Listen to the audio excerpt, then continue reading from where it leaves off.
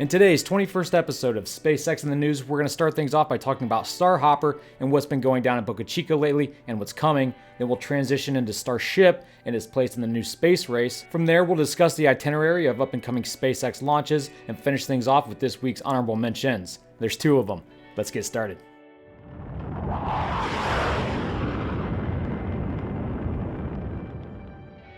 So there's been a lot of speculation and confusion going on lately with Starhopper. No one seems to know exactly what's been going on with it. When we last checked in a week ago, everyone was expecting the Raptor engine to be lit during a hold down test. Well, as far as we can all tell, that never happened. However, we do believe that a preburner was started up, and that's just part of the ignition system. That's not the main combustion chamber itself. We know there's been about 5 wet dress rehearsals, which just means Starhopper's fuel tanks have been filled up to the capacity where it could take off the launch pad if they wanted it to. And this was just done so SpaceX could closely monitor valuable telemetry and judge Starhopper's conditions and hop readiness. Also to serve as an opportunity to shake down complex support systems. Like we also know that the water deluge system was activated. But as far as the firing of the actual engine, we have yet to see that. The reason we all expected Starhopper to fire last week is because SpaceX filed with the FAA to clear the airspace. But if you take a step back, it actually makes perfect sense to do that even if you're just going to fuel up Starhopper's tanks, because rockets have exploded on the pad during fuel up. But on the opposite side of that coin, there's also been rumor and speculation that SpaceX's test didn't go very well last week,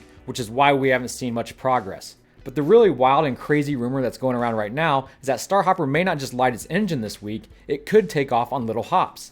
I don't know where this stuff comes from. I'm just conveying what I read to you guys. So who knows what's going on, and really it doesn't matter that much because we know things are still progressing. SpaceX is still filing reports with the FAA. And according to local residents, there's been round-the-clock work at SpaceX's site in Boca Chica that's actually been kind of a nuisance to the local community. Loud banging noises happening in the middle of the night, large spotlights shining on people's houses and on the roads, making it hard to drive, making it hard to sleep. In fact, my good friend Boca Chica Maria was interviewed by the local news where she addressed some of these issues. And while she said that it's exciting to have a rocket built in her backyard, it does in some ways take away from the quality of retirement life. But I guess the good news is, at least in some regards, SpaceX has responded to the community's grievances and made little adjustments like dimming the lights down. So here's to hoping they can find a fair resolution to this mess for everyone's sake. We're going to move on to Starship now, but if you're still stuck on Starhopper and what that is, not to worry. I actually recently made a video that explains what exactly Starhopper is, and I made it just so I could put it in these SpaceX and the News videos to catch everyone up. So a new rendering of Starship recently made its way to the cover of Popular Mechanics. It is in regard to a part 2 sort of interview that one of their writers had with Elon Musk. There really wasn't any new information in the interview, but this picture was pretty sweet to look at. And the thing I found interesting is that if you zoomed in on the aft end of the ship, you can make out several nozzles, and to what my best guess is, therefore in-orbit Starship to Starship refueling. You may remember that idea or method from Elon's conference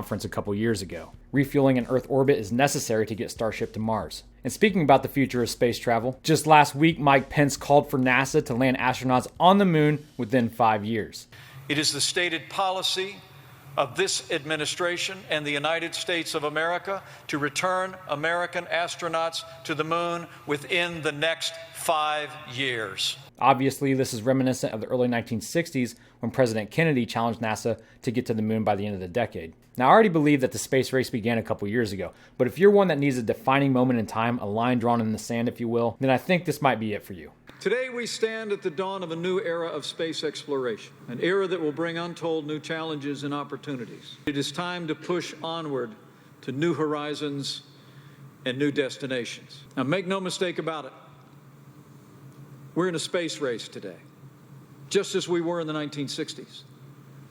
And the stakes are even higher. I actually really enjoyed the vice president's speech. I watched all 35 minutes of it and I found it to be pretty inspirational. And apparently Elon Musk liked his speech too because he tweeted out, "It would be so inspiring for humanity to see humanity return to the moon." I know there were other people online and other YouTubers that had their doubts about it, saying, "Oh, we heard this before," and it's not irrational or illogical to feel that way. But I think the problem with these people's response is that they're basing it off emotion. Because if they actually would have watched the speech and listened and kind of thought about what Mike Pence was saying, he wasn't saying that NASA and government programs was the only way we were going to get to the moon, which is exactly what previous presidents have said and failed at doing. But it seems like this administration is willing to take private space companies really seriously. If American industry can provide critical commercial services without government development, then we'll buy them. And if commercial rockets are the only way to get American astronauts to the moon in the next 5 years, then commercial rockets it will be. If you ask me personally, I think Mike Pence had SpaceX in mind during this entire speech. Because in all reality, SpaceX is the only option not only America, but the entire world has to get people on the moon by 2024. And I know I'm not the only one that thinks this way either.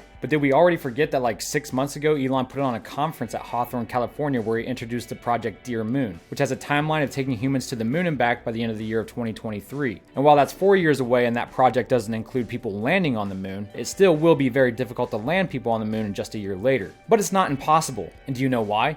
Because on Christmas Eve 1968, Apollo 8 took 3 astronauts around the moon for the very first time, and then just 7 months later, Neil Armstrong and Buzz Aldrin landed on the moon. But what does Elon have to say about actually landing people on the moon in 5 years? Well, the Everyday Astronaut tweeted this question to him, and Elon responded, "I think so. For sure worth giving it our best shot.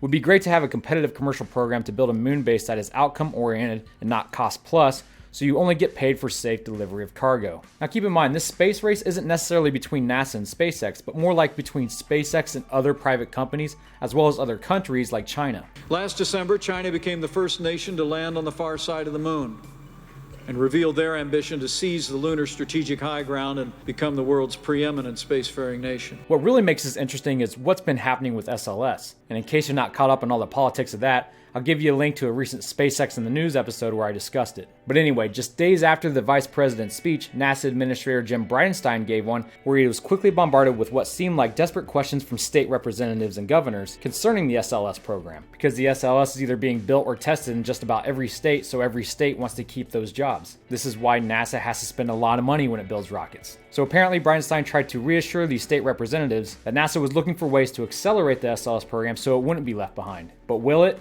Let me know what you guys think down in the comments. Personally, I do think NASA will launch the first version of SLS 1, maybe 2 times, but by that time, I'm pretty confident that SpaceX will be too far ahead and then they'll end up canceling the program for good. The rocket just isn't economically viable, they're taking too long to build it, and there are just better options. Okay, moving on to upcoming SpaceX launches, there's actually quite a bit to be excited for here, guys. The very next launch being the second flight of the Falcon Heavy, which is supposed to lift off on Sunday, which means the rocket should be rolling out and going erect at the pad for its static fire any time now. This, of course, will be the first launch of a Block 5 version of the Falcon Heavy, which means it's more powerful and we should see all 3 boosters land successfully this time. Then we also got Starlink coming up later this month. Some positive things happening with that lately, as it should, because even Musk himself tweeted out that he needs faster internet. But I also want to take this opportunity to share with you what NASA astronaut Bob Behnken tweeted out, a pretty sweet self-portrait of him in a SpaceX spacesuit. And of course, he's supposed to go up on the first manned flight of Crew Dragon in July. But now it's time for honorable mentions.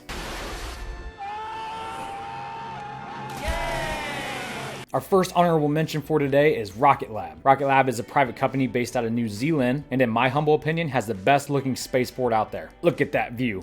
Beautiful. Even though Rocket Lab is a small company, what sets them apart from everyone else is that they use batteries to start their engines. Now, the reason why rocket companies tend not to use batteries is because they're really heavy. Ever change one in your car before? It sucks. You pull your back out, maybe get electrocuted. But what's really cool is that once their rocket reaches a high enough altitude, they actually jettison those batteries to reduce weight. But just this last week, they had another successful launch where they put an American satellite into orbit with a very huge antenna on it. This huge antenna in space enables ground communications to have smaller antennas when communicating with it. Rocket Lab is actually a private American aerospace manufacturer and small sat launcher with a wholly owned New Zealand subsidiary. Our second honorable mention for today is helicopters on Mars. That's right, NASA's gonna send a tiny helicopter to Mars in 2020. This thing will only be about the size of a recreational drone, but the props will have to spin about twice as fast as a helicopter's because of Mars's thin atmosphere. The miniature chopper's main purpose is simply to prove that remote operated flights on Mars are possible, and NASA plans to send it on 5 missions, each a little further than the last. While it flies, it will capture photos using a camera similar to the one you'd find on a smartphone. You know, I may not be a fan of NASA building rockets anymore, but I will be the first to tell you that I think these smaller lander projects are the coolest things that NASA and JPL does. Take, for example, landing Curiosity on Mars, the whole Hope on a Rope thing.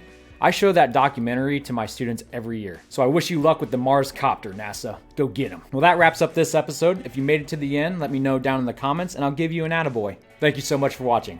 Godspeed.